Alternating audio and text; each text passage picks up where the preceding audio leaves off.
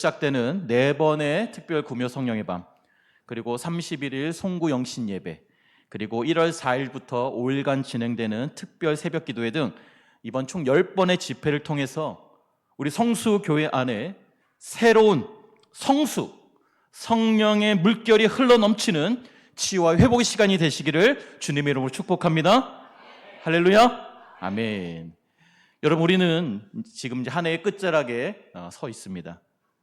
여러분 어떠세요? 지난 한 해가 여러분에게 어떤 의미가 있으셨습니까? 한 해 동안 어떤 삶을 사셨습니까? 지난 1년을 돌아봤을 때 여러분 어떻게 연초에 계획했던 그 계획대로, 예상대로 모든 것이 잘 이루어지고 성취가 되으셨습니까? 웃으시는 거 보니까 고개를 이렇게 흔드시는 분들도 계시고요. 생각대로 잘 되더라 안 되더라? 잘 안 되더라는 것입니다. 여러분, 우리가 예측 가능하다고 생각하고 이것은 해낼 수 있다라고 생각해서 세웠던 수많은 계획과 전망들이 얼마나 잘 맞아 들어갔냐는 거예요. 그렇지가 않다는 것이죠. 그래서 여러분, 우리가 살아가는 이 시대는 이 불확실성의 시대라고 얘기합니다. 불확실성의 시대, 즉 한치 앞을 내다볼 수 없는 시대를 우리가 살아가고 있습니다. 전문기관에서 수많은 통계와 데이터를 가지고 미래를 예측해 보지만 여러분 어떻습니까? 여러분, 내일 일기예보도 제대로 잘 못 맞추는데, 이렇게 과학이 발달해도요, 내일 일기예보도 제대로 맞추는 경우가 별로 없어요. 그런데 여러분, 이 1년의 계획들이 얼마나 잘 맞겠습니까? 우리가 얼마나 예측할 수 있겠어요? 어렵다라는 것이죠. 우리 생각을 빈번히 벗어나고 때로는 우리가 상상하지도 못했던 일들이 우리 삶에 덮쳐오더라는 것입니다. 특히 여러분, 이 코로나19 이후에 정말 우리에게 너무나도 갑작스럽게 찾아온 이 AI 시대, 이 AI 시대는요, 지금 당장에는 좀 뭔가 굉장히 편리해졌어요. 업무 효율도 굉장히 높여주는 것처럼 보입니다. 우리가 지금 일반 시민들이 생각하는, 일반 국민들이 생각하는 이 AI에 대한 생각이 수준이 이 정도예요, 사실은 아직은.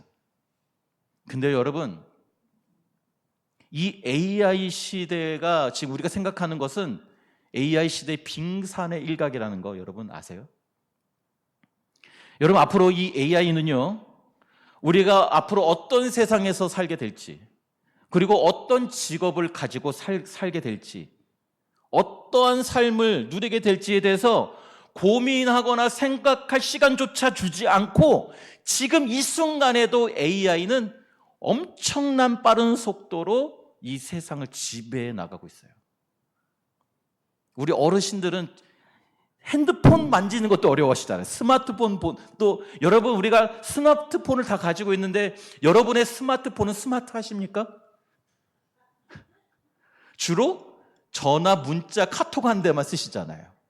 엄청난 기능이 있는데 이 스마트폰도 제대로 사용하지 못하는데, 여러분, 지금요, 이 세상에서 어마어마한 일들이 벌어지고 있어요. 우리 어르신들은요, 상상하지도 못한 AI 시대가 이미 시작이 되었다는 거예요. 그런데 그 속도가 너무나도 빨라서 우리가 고민할 시간조차 주지 않고 앞으로 우리의 삶이 어떻게 변할 것인지에 대해서 전혀 예측하기가 어려워졌다는 거예요. 그야말로 암중모색. 무엇입니까? 아무것도 보이지 않는 곳에서, 깜깜한 곳에서 손을 더듬거리면서 해답을 찾기 위해 아둥바둥하고 있는 것이 사실은 여러분은 잘 느끼지 못할 수도 있지만 그것이 우리의 암울한 현실이라는 거예요. 앞으로 5년 후가 어떻게 될지를 예측할 수가 없어요.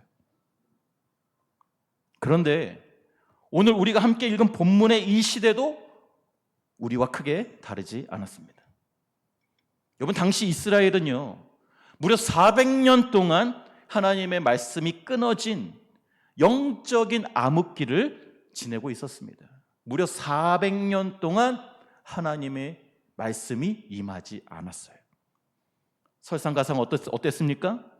로마의 압제하에 정치적으로나 종교적으로나 정말 한 치 앞을 내다볼 수 없었던 그런 불확실성의 시대를 이스라엘 백성이 살아가고 있었다는 것입니다. 그 시간이 너무나도 길어지고 하나님의 말씀이 너무나도 오랫동안 임하지 않자 이들은 지쳐가고 소망이 끊어져 가고 있었다는 것이죠. 이렇게 모든 사람이 이 불확실성 가운데 소망을 잃어가고 있었던 바로 그때 그 어둠을 뚫고 수천리의 길을 걸어서 아기 예수님을 찾아온 사람들이 있었는데 그들이 누구였냐? 바로 동방에서 온 박사들이었습니다.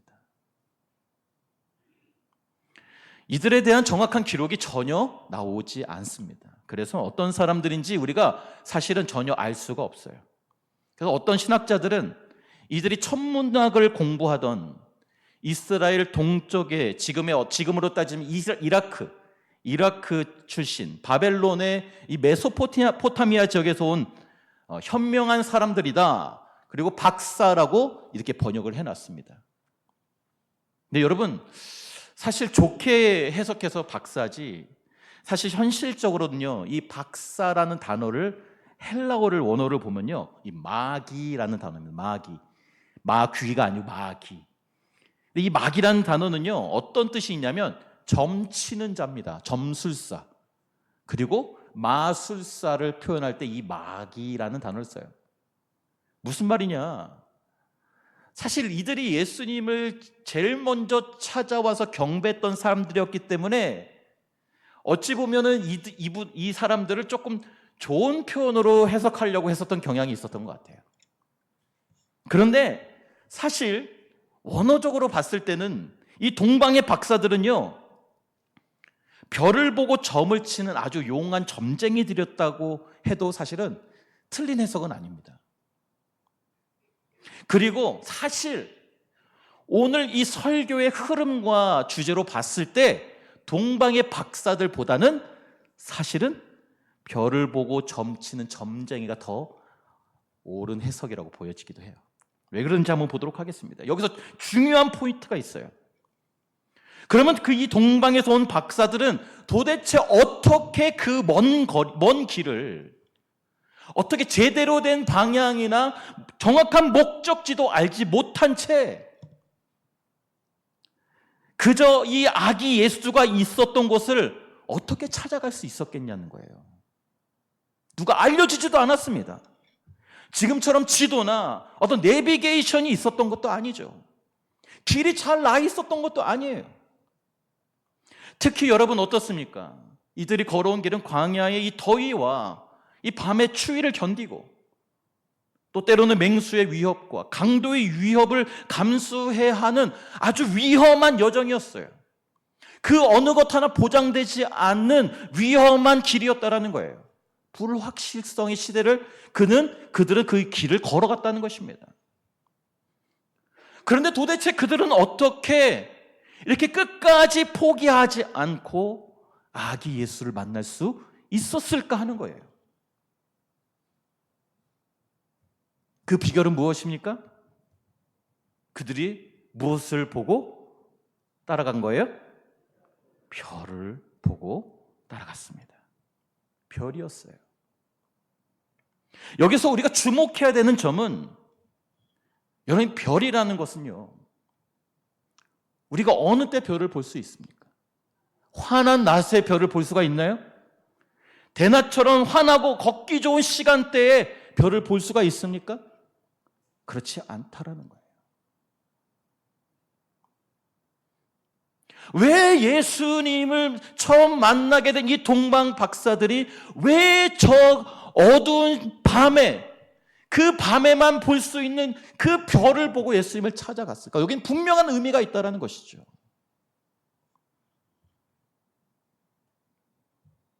오히려 어둡고 춥고 두려움이 엄습해오는 이 어둠컴컴한 밤이 돼서야 비로소 환하게 빛나는 별을 볼 수 있었고 동방에서 온 박사들은 그 빛을 따라 한 걸음씩 한 걸음씩 그 앞이 보이지 않는 길을 걸어갈 수 있었던 것입니다.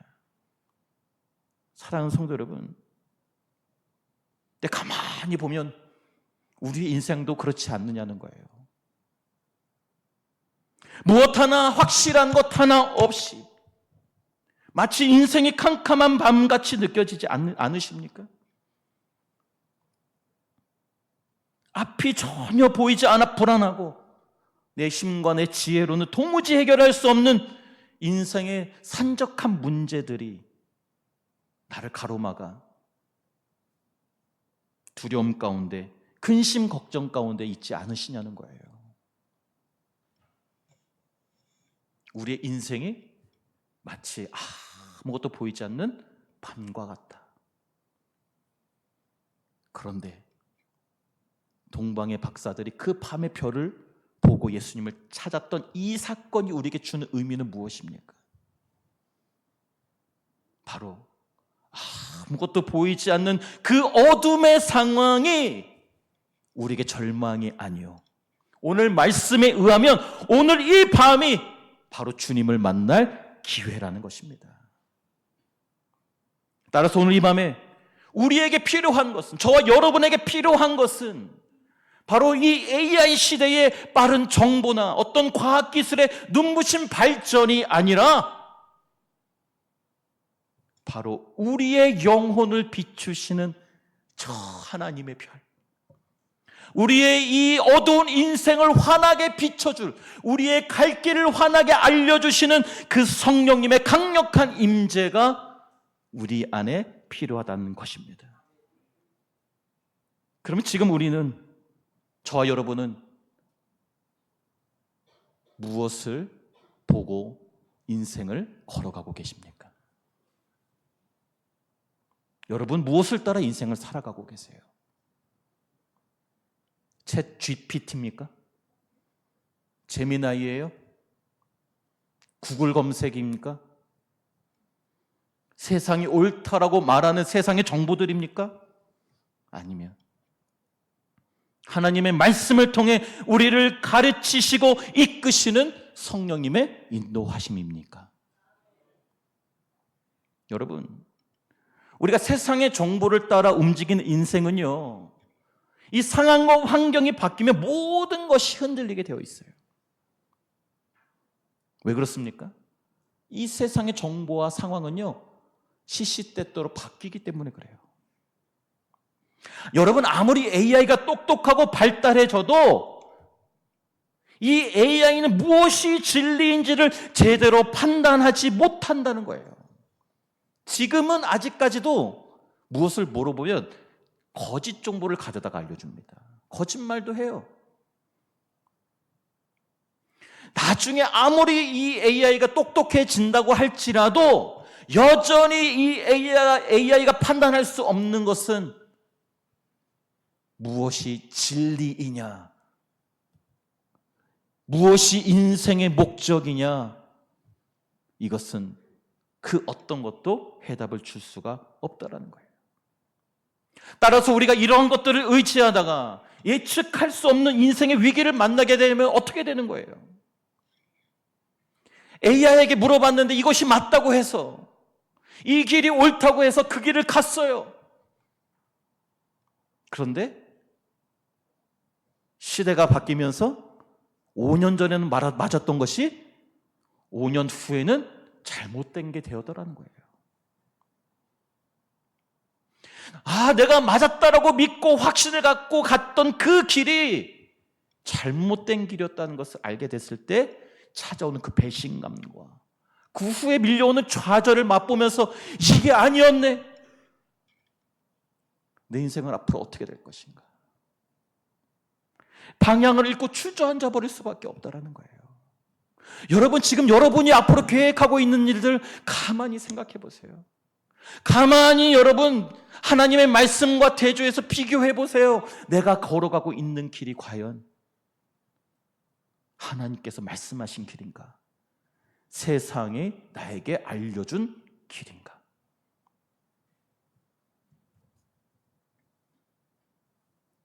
그러나 성령의 인도하심을 받는 사람은 다르다라는 거예요.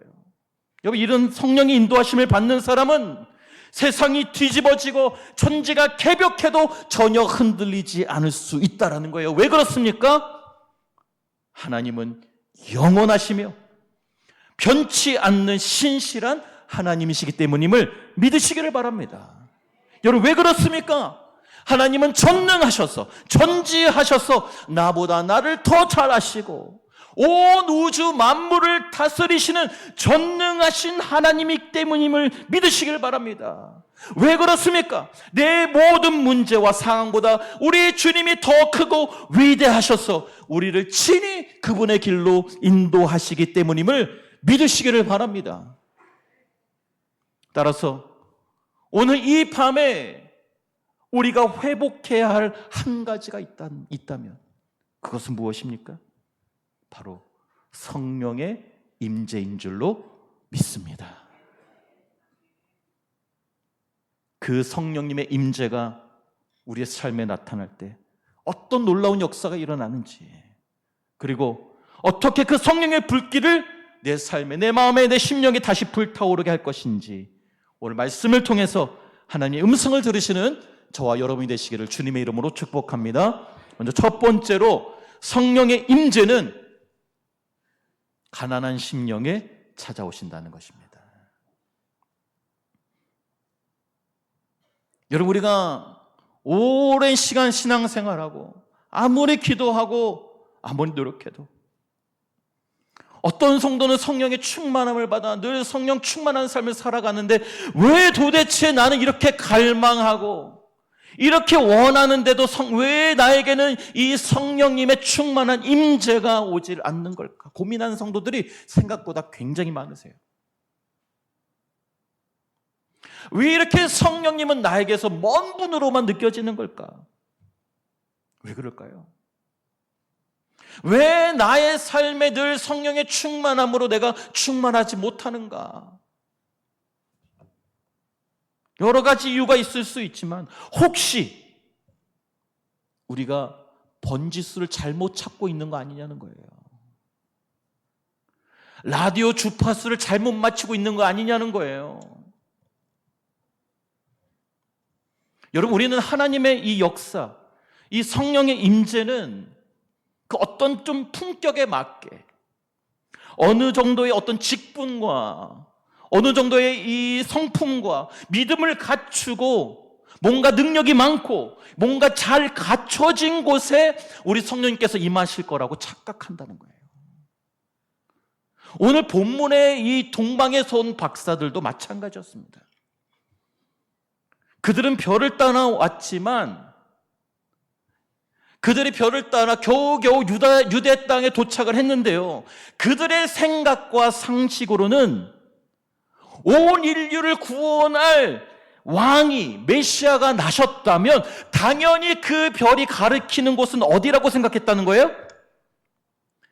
당연히 예루살렘에서 태어났겠지 생각한 거예요. 그러니 여러분, 그들이 그 별을 보고 고생해서 찾아왔는데 번지수를 잘못 찾았어요. 그러나 여러분, 아기 예수님은 어디 계셨습니까? 그 화려한 황금 성전이 있는 예루살렘 총독 관저 헤롯의 이 왕궁에 계시지 않았어요. 그리고 대제사장이나 서기관 등 종교 지도자들에게도 오지 않으셨습니다. 오히려 예수님의 탄생을 가장 먼저 축하한 사람이 누구라 그랬어요? 동방박사라 그랬잖아요. 동방박사, 그들은 이방인이었어요. 이방인이었습니다. 성경에서조차 누구인지 이름을 밝히지 않은 이방에서 온 저 별을 보며 점을 치는 자들이 예수님을 제일 처음 만나 경배했다는 거예요. 그리고 그 다음은 누가 만났어요? 들녘에서 밤을 지새우던 목자들입니다. 그리고 성전 한 구석에서 금식하며 기도하던 안나 할머니, 시므온, 이와 같이 세상에서 보기에는 소외되고 별 볼 일 없고 예수님을 처음 만날 만한 자격을 전혀 갖추지 못했던 그런 연약한 자들에게 우리 주님은 찾아오셨던 거예요. 여러분, 어쩌면요, 예수님을 믿는다는 것은 우리의 상식을 완전히 뒤엎는, 우리의 고정관념을 깨뜨려야 비로소 예수님을 만나는 거 아닌가 생각이 들기도 합니다. 여러분, 이뿐입니까? 누가복음 3장을 보면요, 400년의 침묵을 깨고 하나님께서 처음으로 말씀을 주시는데요, 어디에 그 말씀이 임하십니까? 로마 황제 티베리우스가 천하를 호령하고 본디오 빌라도가 총독으로 있고 안나스와 가야바가 대제사장으로 있었던 그 성전에, 그 높은 곳에, 힘이 있고 권력이 있었던 곳에 하나님의 말씀이 임할 만한 자격이 있었던 곳에 임하셨던 것이 아니었다는 사실이에요. 여러분, 상식적으로는 황제는 아니어도 총독은 아니어도 그래도 누구에게 말씀하셨어야 돼요? 대제사장에게도 말씀하셨어야죠. 이게 우리의 상식입니다. 이게 우리의 고정관념이에요. 여러분, 그러나 하나님의 말씀은 우리의 상식을 완전히 깨뜨려버리는 어디에 임하셨어요? 예루살렘 성전이 아닌 빈들의 광야에서 홀로 기도하고 있었다. 맥두기와 꿀을 먹으면서 광야에서 살고 있었다. 세례 요한에게 임했다는 사실입니다. 예루살렘 성전이 아니라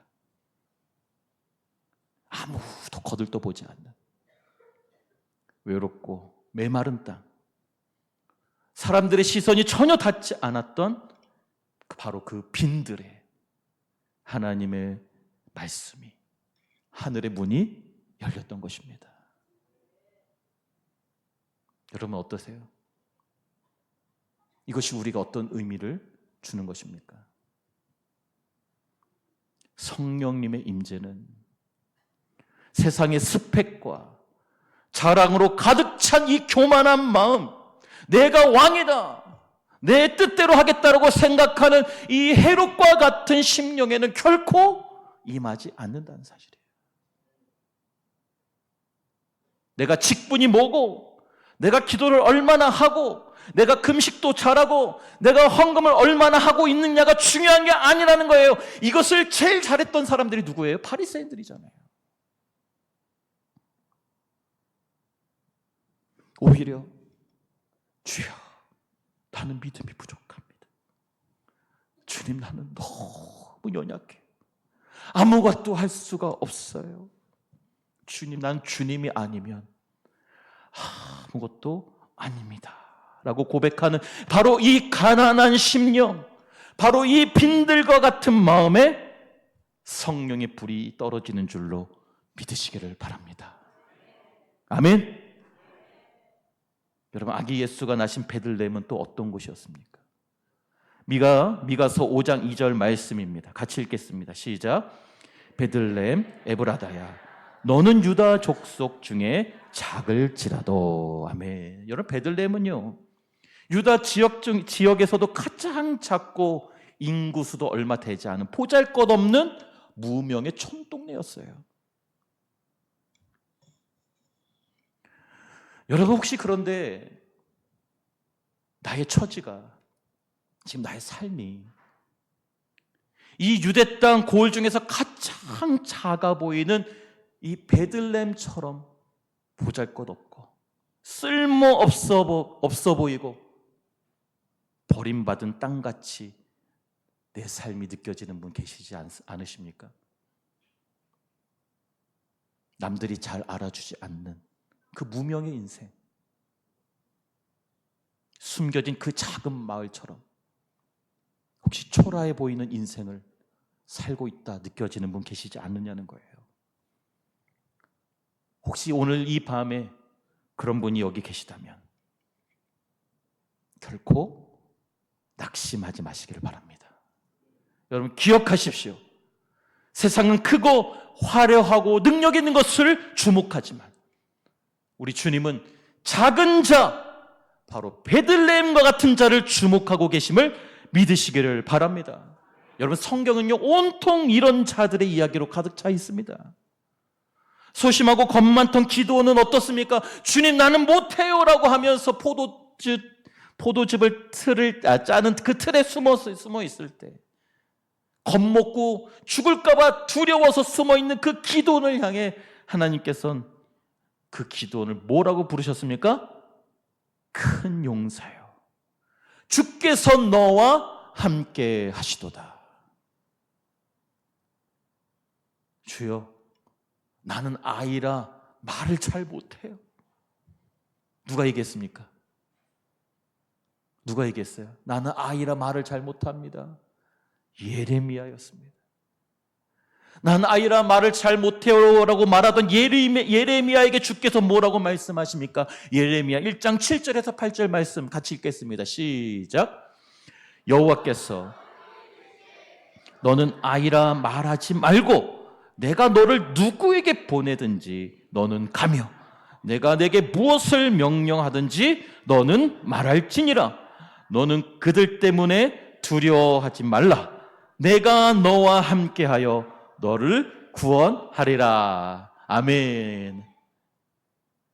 나이 80이 되어 자신의 신세를 한탄하던 늙은 모세에게 하나님께서 지팡이를 하나 들려주시면서 뭐라고 얘기하십니까?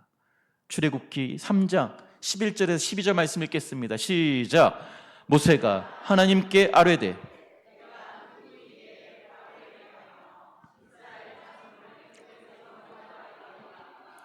하나님이 이르시되 내가 반드시 너와 함께 있으리라. 아멘.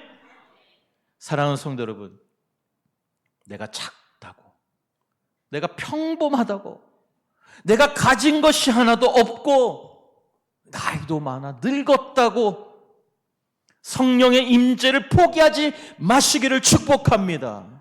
할렐루야. 본래 이 감추어진 시골 마을 이 베들레헴에 아기 예수가 태어나자 그곳은 더 이상 작은 곳이 않게 되었습니다. 전 세계가 주목하는 위대한 땅이 되었습니다. 예수님께서 그 땅에 거하시자 그곳은 큰 빛을 발하는 영광의 땅이 되었다라는 것입니다. 여러분, 내 상황과 내 처지가 내가 어떠한 자인지, 내가 자격을 갖췄는지 못 갖췄는지가 중요한 게 아니에요. 오히려 주님께서는 그런 자들과 함께 하시며 그런 자들을 위해 오셨고 그 자와 함께 하시며 그 자를 통해 하나님의 영광을 드러내는 분이심을 믿으시길 바랍니다. 사랑하는 성도 여러분, 오늘 이 밤에 우리가 회복해야 될 것은 어떤 직분적인 명예가 아니야, 나의 어떤 종교적인 노력이나 세상의 부요함이 아니라 하나님께서 나와 함께 하시는 성령의 임재인 줄로 믿으시기를 바랍니다. 여러분, 그러기 위해서는 어떻게 해야겠습니까? 오늘 말씀에 의하면 우리는 어떻게 하나님의 임재, 성령의 임재를 회복할 수 있을까요? 나의 연약함을 인정해야 하는 것입니다. 나의 부족함과 나의 이 보잘것없는 나의 믿음을 감추지 말고 있는 척하지 말고 내 원래 모습 그대로 주님 앞에 다 내놓으시기를 바랍니다. 내 자존심, 내 생각, 내가 의지하던 것들 다 내려놓고 주님 앞에 겸손히 무릎으로 나아가시기를 바랍니다. 이렇게 내가 세상에서 의지하던 자존심으로 여겼던 것들을 다 내려놓고 진짜 내 모습, 내 연약함, 나의 보잘것없음, 이 초라함을 주님 앞에 고백하며 주여, 내가 작은 촌동네 베들레헴입니다 라고 고백할 때 2000년 전에 이 어두운 세상을 비추시던 그 주님의 임재가 어두운 우리의 인생을 비추셔서 우리를 다시 일으켜 주시고 회복시켜 주시고 저 여러분 이 시대의 주인공으로 영향력 있는 하나님의 사람으로 변화시켜 주실 줄로 믿으시기를 바랍니다. 두 번째로, 우리가 성령의 임재를 회복하기 위해서는 내 경험과 내 지식, 세상의 방법을 다 내려놔야 한다는 사실입니다. 여러분, 오늘 본문의 이 동방의 박사들을 보시길 바랍니다. 그들은 별을 잘 따라왔어요. 그러나 결정적인 순간에 무엇이 이들에게 개입되었느냐? 바로 자신의 상식과 경험이 개입되기 시작했습니다. 왕이 태어났다면, 메시아가 태어났다면 당연히 수도 예루살렘이겠지. 이것은 너무나도 상식적이고 합리적인 추론이었어요. 그런데 여러분, 그들의 그 상식과 합리적인 생각이 끔찍한 결과를 초래하게 되었습니다. 우리 마태복음 2장 16절 같이 읽겠습니다. 시작. 이에 헤롯이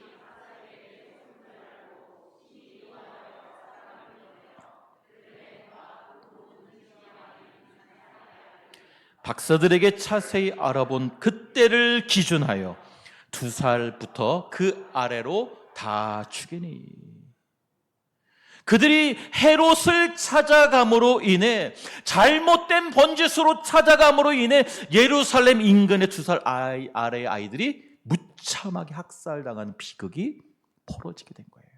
물론 이전부터 예언되었던 것이 성취되었지만 그 트리거 역할을 하게 된 것이 바로 동방 박사들이었어요.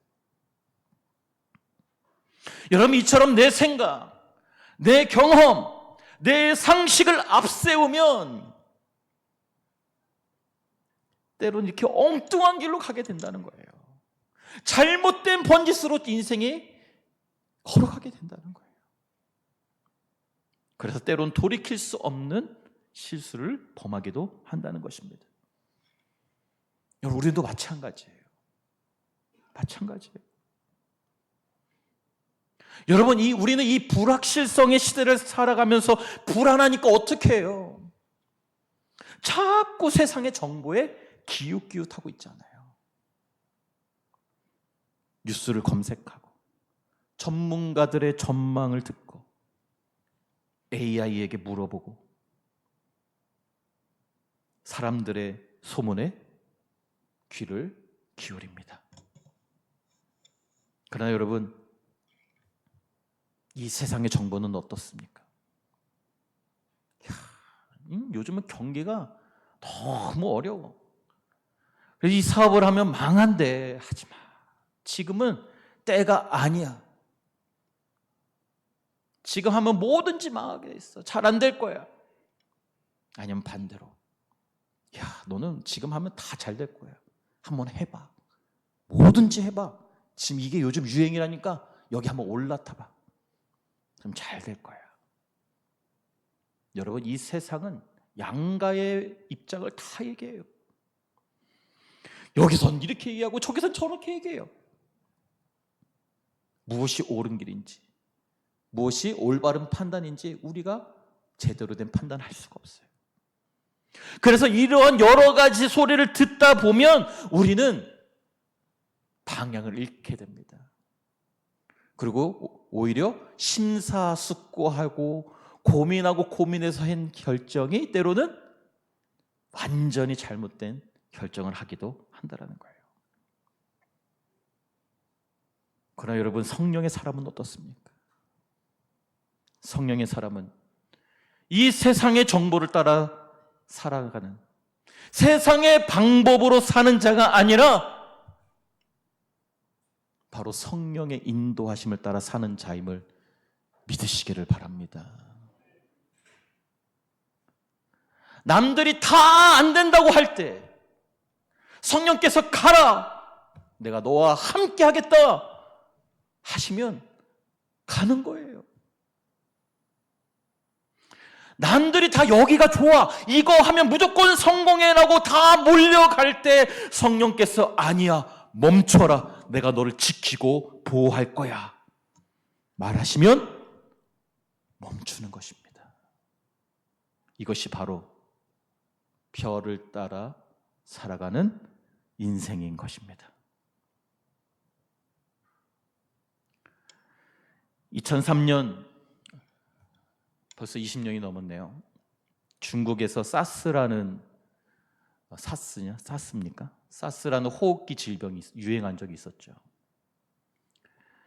그래서 수백 명이 이제 중국에서 죽어나가자 이제 중국에서 난리가 났습니다. 그래서 각국의 주중 대사관들이 다 철수하기 시작했어요. 본국에서 불러들인 거죠. 그 기업들도요, 도망치듯이 다 물밀듯이 다 빠져나가기 시작했습니다. 그때의 모든 정보와 모든 상황은, 그들의 그때 상식은 당장 철수해야 되는 거예요. 그래야 사는 거였습니다. 그것이 상식이고 그것이 세상의 방식입니다. 그런데 그때 주중 대사였던 김하중 씨라는 분이 계셨습니다. 나중에 통일부 장관을 하시기도 하셨는데요. 이분은 하나님의 사람으로서 그 긴박한 순간에 모든 각국의 대사들이, 주중 대사들이 다 떠나가고 기업들도 다 떠나갔던 바로 그때 이분은 하나님께 무릎 꿇고 기도했습니다. 하나님, 모두가 다 떠나가라고 하는데, 모두가 다 철수하고 있는데 저는 어떻게 해야 할까요? 이 죽음의 공포에서 주님, 내가 무엇을 해야 할까요? 이렇게 간절히 기도하자 성령님께서 그의 마음 가운데 뚜렷한 말씀을 주셨다는 거예요. 철수하지 마라. 내가 너와 함께 하겠다. 내가 너의 생명을 지켜주고 보호해 주겠다. 이 하나님의 마음을 받은 이 김하중 대사는요, 모든 직원들에게 우리는 철수하지 않는다. 만약에 무슨 일이 생기면 내가 모든 것을 걸고 책임질 것이니 걱정하지 말아라 라고 선포한 거예요. 여러분, 이분은 뭐 하나님이 믿는 사람이니까 뭐 그렇다 치고 직원들은 왜 날벼락이에요? 얼마나 집에 가고 싶었겠어요. 그리고 세상도 그를 미쳤다고 했어요. 야, 당연히 지금 철수해야지, 무슨 소리야, 그러다 죽을 수도 있어. 그러나 이 김하중 대사는 그렇게 세상의 상식과 세상의 방식을 깨고 하나님의 말씀에, 하나님의 인도하심에 순종했습니다. 그랬더니 어떤 결과가 나왔습니까? 여러분 아시는 분 계세요? 다른 기업들은 다 철수하고 다 떠났는데 그 김하중 대사가 지키자 한국 기업들도 자리를 지키기 시작했습니다. 지원을 해주니까. 그러자 여러분, 이 중국 사람들이요, 이 어려움에 처한 중국인들이 감동을 받기 시작한 거예요. 중국 정부가 한국 대사와 한국 기업들에게 고마운 마음, 깊은 감동을 받게 됐다는 것입니다. 그래서 그때 당시 중국 언론에서 대서특필했어요. 뭐라고 대서특필했냐? 한국을 진정한 친구다. 한국은 진정한 우리의 친구다라고 대서특필했고요. 그때 그 사스가 진정된 후에 한국 기업들이 중국 시장에 아주 대거 진출하게 되는 엄청난 기회를 얻게 되었었습니다. 바로 여러분 성령의 인도하심에 세상의 상식과 경험과 지식을 깨뜨리고 성령의 임재 가운데 그 말씀에 순종했더니 성령님의 놀라운 기적의 역사가 그의 삶 가운데 나타나더라는 것입니다. 사랑하는 성도 여러분, 이것이 성령의 충만한 사람의 삶인 줄로 믿으시기를 바랍니다. 여러분, 밤하늘의 별은 대낮같이 환할 땐 보이지 않습니다. 오히려 인생이 어둡고 아무것도 보이지 않아 캄캄할 때, 도무지 길이 보이지 않을 때, 바로 그때가 성령님의 인도하심을 제대로 경험할 절호의 기회인 줄로 믿으시기를 바랍니다. 아멘. 결론입니다. 지금 여러분 앞에 놓인 문제가 무엇입니까? 내 상식으로는 도무지 답이 나오지 않아 어려움 가운데 계신 분 있지 않으세요? 인생이 캄캄하신 분 있지 않으십니까? 미래의 소망이 보이지 않는 분 계시지 않으세요? 지금 중요한 일을 앞두고 있는데 이것이 옳은 길인지 아닌지 확신이 없어서 두려우신 분 계시지 않습니까? 아멘. 도무지 해결되지 않는 문제 때문에 절망하고 계신 분 있지 않으세요? 그렇다면 오늘 이 밤에 여러분의 그 머리 굴리는 것을 멈추시길 바랍니다. 아무런 소용이 없어요. 나에게 아무런 유익을 주지 못합니다.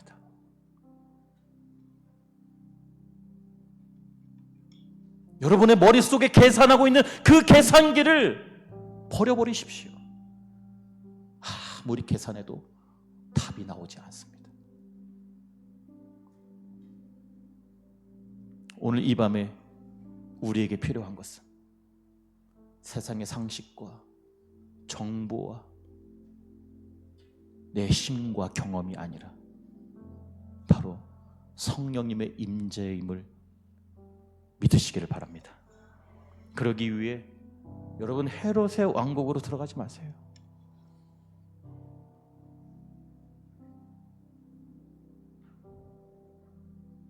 베들레헴 말구유로 향하시길 바랍니다.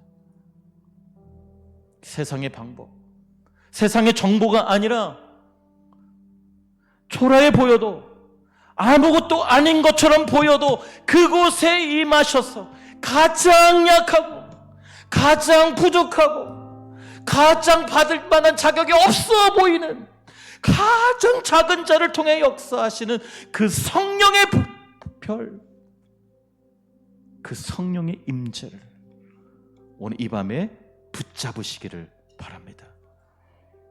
바로 그럴 때 그 길에 반드시 아기 예수님을, 승리의 주님을 만나게 될 줄로 믿으시고 오늘 이 밤에 성령의 충만함을 받아 성령님의 임재를 회복하시어 진정한 인생의 회복을 경험하시는 우리 모두가 되시기를 주님의 이름으로 축복합니다. 아멘. 아멘. 아멘. 우리 같이 뜨겁게 박수치면서 우리 찬양하고 기도하겠습니다.